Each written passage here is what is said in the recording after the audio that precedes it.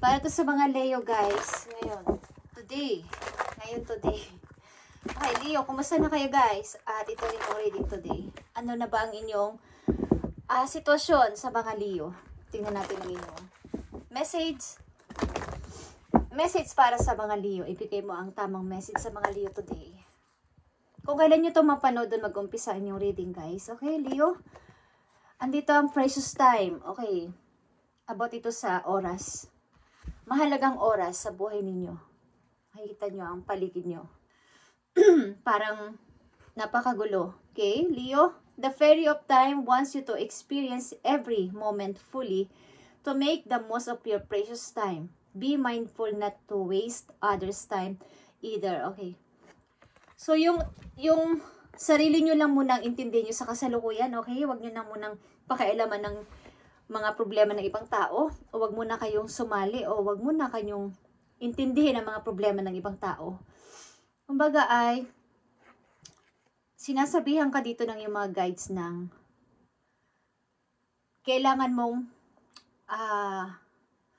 ma-remember o maalala na napakahalaga ng bawat oras sa buhay mo simula sa araw na to, Leo. At ang ilan sa inyo ay mahilig kumanta o mahilig makinig ng music. Ang ilan sa inyo, Leo, is mahilig sa music. Okay? Bigyan mo ng napakaraming oras ang iyong sarili. At lahat ng iyong mga ginagawa dapat ay bibigyan mo ng, baga ito yung parang sa maraming mong ginagawa sa buhay is, ito yung pinakagusto ko. Okay? Ito yung pinakagusto kong gagawin ngayong araw na to. Yun ang bibigyan mo ng halaga. Okay? Yung huwag ka munang mag-intindi ng ibang problema. Pakialaman muna ang sarili mo simula sa araw na to. Maaaring pinapaalalahanan ka na may mga nasayang kang oras sa pakikipag maaaring pakikialam mo sa iba, o hindi naman pakikialam, kumbaga ay masyado kang curious sa problema ng iba, o pag hiningan ka ng tulong, agad-agad kang nagbibigay ng payo, nagbibigay ng kung anong, yung oras mo ay nawawalan para sa sarili mo. Napapansin mo na lang na, uy, parang nakalimutan ko yung ganito, parang may gagawin pala ako, hindi ko na nagawa. O meron pala akong dapat tapusin na trabaho, hindi ko nagawa. Sapagkat may mga inintindi pa ako na ibang tao, may mga inintindi pa akong ibang gawain. So, mahalaga yung oras sa inyo sa panahon ngayon, o sa buwan na to, o sa susunod na buwan. Mahalaga sa mga Leo. Okay? Precious time. Bakit ito mahalaga sa mga Leo? I need message for you.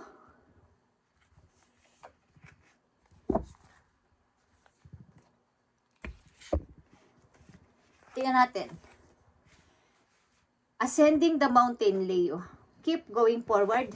Andito ang keep going forward and crossing bridges. Okay, at nasa one direction lang ito papunta sa kaliwa o sa one side lang. Kumbaga, yung isip mo ay tuloy-tuloy. Na ito yung gusto ko, ito yung gusto kong puntahan, ito yung gusto ko gawin, is nasa one direction lang ang image dito, okay? At kapag ginawa mo to, ito na yung time for healing, connecting, mending, and releasing.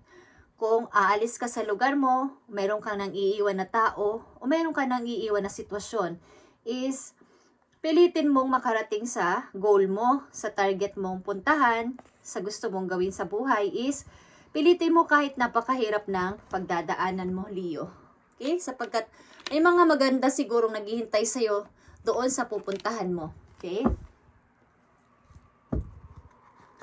Kaya nandito ang precious time is huwag kang mag-aksaya ng panahon sa mga tao na wala namang maiidulot na magandang resulta kung mas papakailaman mo pa sila o papakinggan mo pa sila, sapagkat hindi naman sila, kahit bigyan mo ng payo, kahit bigyan mo ng tulong, is minsan ikaw pa yung nagiging masama. Okay, so ikaw ay magpatuloy na lang sa buhay at gawin ang nararapat sa iyong sarili. This time, okay, Leo, gustong ipa-experience sa'yo ng yung mga guides na ang oras mo ay something na masyado nang nasasayang. Okay, Leo. Ano ba mga message sa'yo ng yung mga guides galing sa heaven? Leo, ano mga gustong sabihin sa inyo? At kung ano to is, titingnan natin. Leo, kung anong lalabas na energy dito sa inyong reading. Reading para sa mga Leo today. At ngayon ay March 18, guys. March 18. So, andito talaga yung pag-iisip-isip. Okay. Pag-iisip-isip na kailangan ko na tong pag-desisyonan this time. Sobrang nang sayang. Okay. Mga paparating na mga bagong pagkakaabalahan, Ace of Cups, na handog sa'yo ng heaven. Okay. Ito ay siksik, liglig at umaapaw. Na biyaya. Okay? Bago ding emotion, bagong mga nararamdaman na parang sasaya ka sa iyong puso, Leo.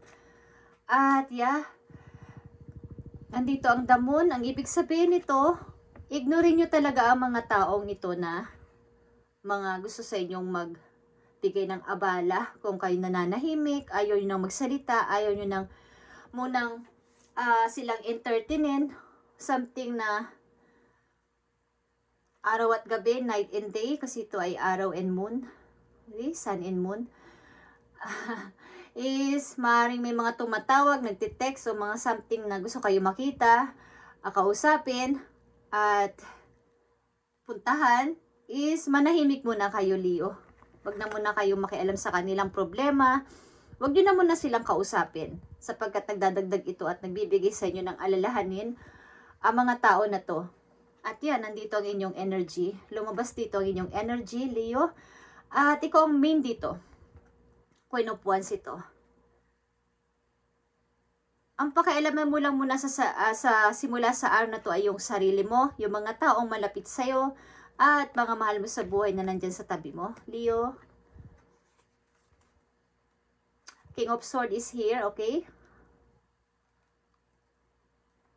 You as the King of Wands, King of Swords and Queen of Wands is maaaring ini-ignore o gusto mong ignorin talaga ang mga tao na to at ayaw mo silang pansinin muna sa kasalukuyan o wag mo na muna silang pansinin talaga. At maaaring gusto mong hanggat maaari takpan ng mga mata mo para hindi sila marinig o makita sa kailang mga pang-aabala. Okay? May mga nang-aabala siguro sa inyo sa kasalukuyan, Leo. May mga gustong gumambala sa inyong pananahimik at ayaw nang makisali sa kanilang mga usapan o sa kanilang problema. Para sa mga Leo today,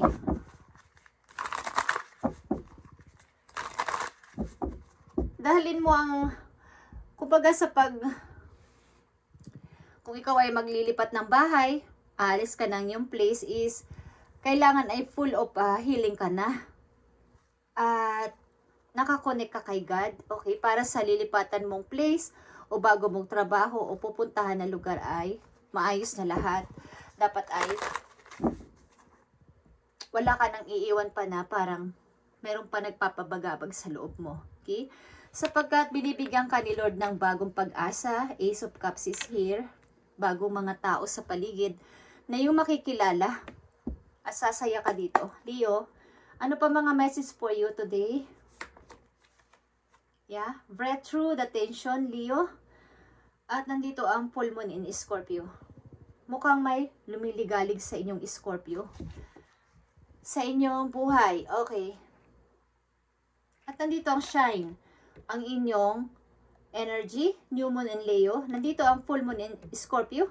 Maring isinara mo isang second sa isang tao o sa isang energy na ikaw ay sobrang detention sa tao na to o na parang nagkakaroon ka dito ng pagpapanik o nagbibigay ng problema ang tao na to sa'yo, ang energy na to sa'yo. At new moon in Leo is maring ikaw ay magsha-shine o something na may babaguhin ka talaga sa buhay mo. At andito pa din ang isa pang first quarter moon in Leo. Be humble, Leo, dito sa bagong buhay na mangyayari sa buhay mo at step into your power. Ito ay all about sa'yo. About ito sa lahat sa'yo. Nagpapatunay na magpatuloy ka lang sa buhay ay makakamit mo to. Keep going forward, Leo. Ascending the mountain. Mahirap man itong ituloy-tuloy. Mahirap mang mag-start something na mag-start sa bago yung gagawin sa buhay at pupuntahan na place o bagong trabaho is saan ba't magiging maayos ito dahil ito ay bago. At sa paggagawin mo itong napagbabago sa yung buhay o location o something trabaho is dapat ay lahat ay bago na rin ang mga taong iyong mamimit o makikilala. Bagong emotion na din, bago na ding mga memories o alaalang lalagay mo din sa puso mo. Okay, at wala na ang tension. Wala na ang tension. Okay. Meron sa'yo naghihintay na great opportunity. At clouds lifting. Mawawala na yung mga clouds, something problema sa buhay ninyo mga Leo. Mawawala na yung ulap, maulap. Diba pag maulap parang uulan o makulimlim, yun ay mga problema sa buhay ng tao. Okay.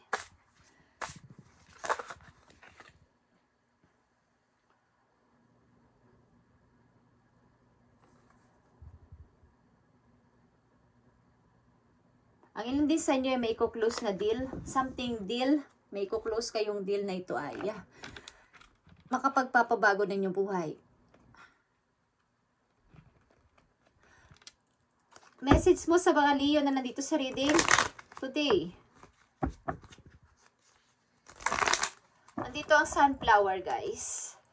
Ang ilan sa inyo ay nasa lugar na may bulaklak na sunflower. At ito ay summer. Okay, bandang summer. Mukhang kayo ulit ay magsashine. Something na kayo ay magiging bago na ulit ang inyong aura. Sasaya na ulit kayo. Okay, ngayon kasi ay nandito yung pananahimik sa ilang Leo dito na ayaw nyo munang mamansin ng mga taong nang aabala sa inyo. Message mo sa mga Leo na nandito sa reading. Bigyan mo sila ng message. At ang unang message sa inyo ay precious time.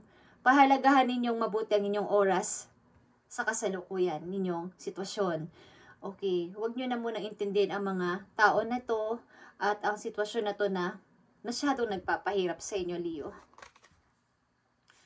Nandito ang count all your blessings, Leo, even the small ones. Show gratitude and appreciation for all that you have in your life and all that has yet to come into it. Your best days are still ahead of you. Okay. Magpapatuloy to kung ikaw ay patuloy na kinakount ang mga blessing ni God, maliit man to o malaki, is magpapatuloy pa ang mga blessing na paparating sa inyo. Kaya mayroon ditong message na be humble o humble is sa mangyayari sa inyong pagbabago ay kayo ay maging humble pa rin sa buhay. Huwag niyong kalimutan ng inyong mga pinagmulan, ang inyong pinagdaanan na dati ay kayo naman yung, kayo yung dating nangangailangan ng tulong at may mga taong nagbigay sa inyo ng help o ng favor is huwag niyo itong kalimutan. Maliliit naman na blessing ang dumating sa inyo is kailangan nyo itong pasalamatan. Kumbaga ang ilan sa inyo ay nakaka-notice na sa sarili ng may mga pagbabago nangyayari na sa akin ng mabilis. Sapagkat ang ilan sa inyo ay umalis na sa old situation, old version ng mga Leo. Umalis kayo ng palihim o something na talagang nilimot nyo na to. Nag-i-elevate na kayo. Something na kayo ay nag-i-elevate na. Katulad na sinabi ko, kayo ay may close na cycle. Old cycle are ending. And new beginnings are on the horizon. At you deserve this new chapter, Leo. Deserve mo to. At huwag mo itong palagpasin. Okay? Pag sa inyong kasalukuyan ngayon at mayroong mga nag-aalok ng opportunity, something mga opportunity at chances, lalo na sa malayong lugar ay i-accept ninyo. Huwag nyo ninyong pakawalan yon sapagkat ito ay offer ni God na dinaan lang sa isang tao, isang company, para kayo ay bigyan ng offer.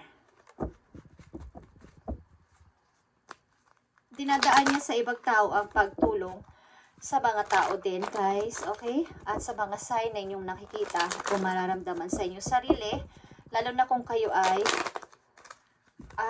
malapit kay God, lagi nagpipray, every minute, every seconds, kahit saan pa kayo nandoon, kahit wala pa kayo sa church na inyong pinupuntahan, ay walang pinipili kung saan nyo pwedeng magdasal.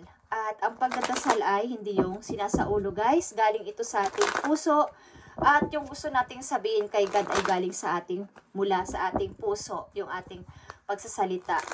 Yung ating mga sumbong, yung ating hinaing, yung ating mga, yung parang nagsasabi kayo sa ating mga magulang. Ganon ang pag-pray, hindi yung mga minimemorize. Okay? Galing mismo sa inyong puso.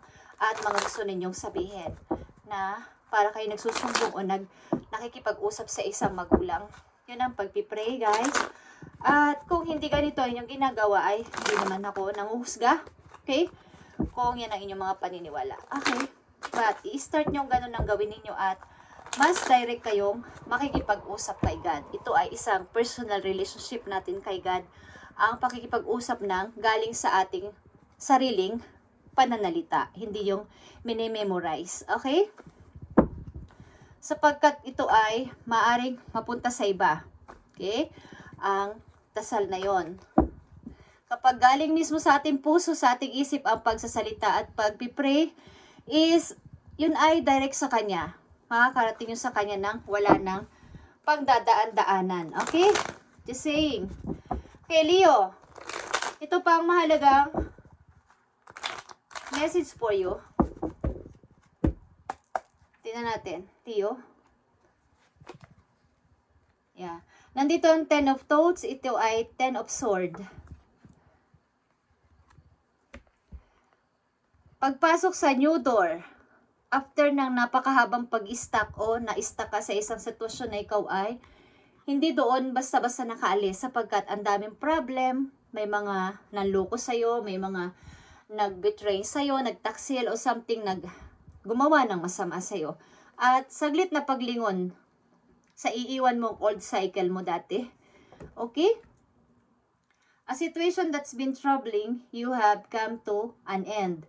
And you can breathe a sigh of relief. With the challenging times behind you, you can move on. It's important to fully let go at the juncture. Okay? And someone in your life, maybe new finally differs his or her addiction or cold dependency issues. Okay, meron isa sa mga kasama mo sa buhay or mga connection mo, baway ka, lovers mo, something pag-ibig, ito is maaaring may unhealthy din sa inyong relasyon ng inyong kinakasama, girlfriend o boyfriend o asawa o kinakasama is something may temptation kang nararamdaman. So ito ay i-end mo na lang mas madali hanggat maaga pa. Okay? Ito ay pagbangon mula sa napakahabang stuck sa isang sitwasyon na hindi ka dito pinatayo. Okay? At nalugmo ka dito. So, saglit na paglingon sa iyong nakaraan at pagpasok sa bagong pintuan, napakalaking pintuan ng isang opportunity, bagong pag-asa na ibibigay sa iyo ni Lord. Okay? At kaya nandito ang precious time. Bigyan mo ng time at mahalagang kumbaga, wag mo na munang sayangin ang iyong time o energy sa mga sitwasyon sa paligid na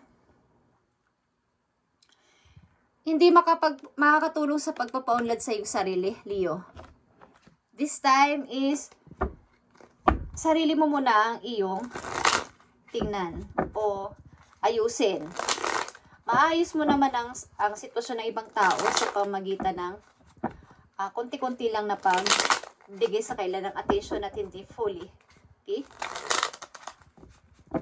At meron nagbibigay sa'yo dito ng tension, isang energy. At wag mo na munang pansinin ito. Okay, Leo? Isang message dito for Leo. Thank you. Yeah. Page of Swords is here. May mga tao din na nag-i-spy sa'yo, mga taong iyong nilayasan, something na inalisan mo ng palihim, ini-spy ka, o something nag-i-stalk ang mga ito, o nag-i-stalk sa'yo ang isang tao. Okay? At something na ilan din sa inyo ay may sinakripisyo na kailangan ko na itong gawin. Palayain ko na ang sarili ko kaysa mag-away-away pa sa paligid o kagulo-gulo pa ang lahat. So, kayo na ang panalo, okay? Sa inyo na yan. O, kayo na nanalo kahit alam kong ako yung tama. At nakatuto kayo sa inyong pera, sa inyong pag-iipon. At, wag na muna kayo magpahiram ng pera o magbigay ng malalaking halaga sa mga malalapit na tao sa buhay ninyo. At pakiramdaman ninyo kung sino ang inyong bibigyan o papahiramin. Hindi naman masama magbigay o magpahiram. At yan ay naaayon sa inyong sitwasyon. Kung alam ninyong kayo ay maluloko na at niloko na dati at hindi na pagkakatiwala ng tao na yon, at kailangan nyo din naman mag-ipon para sa sarili, this time is hold. I-hold nyo ang inyong pera. Huwag na muna kayong magsabi na kayo ay may ipon, kayo ay nakakaluwag-luwag na. Maging masikreto muna kayo sa inyong sarili this time, Leo. Okay? Thank you and God bless, Leo, and pagpalain kayo ni Lord sa inyong mga gagawin pa at paplanuhin pa sa mga susunod pa mga araw, lalo na papasok na naman ang bagong buwan, okay? April. Okay guys, thank you and God bless, Leo.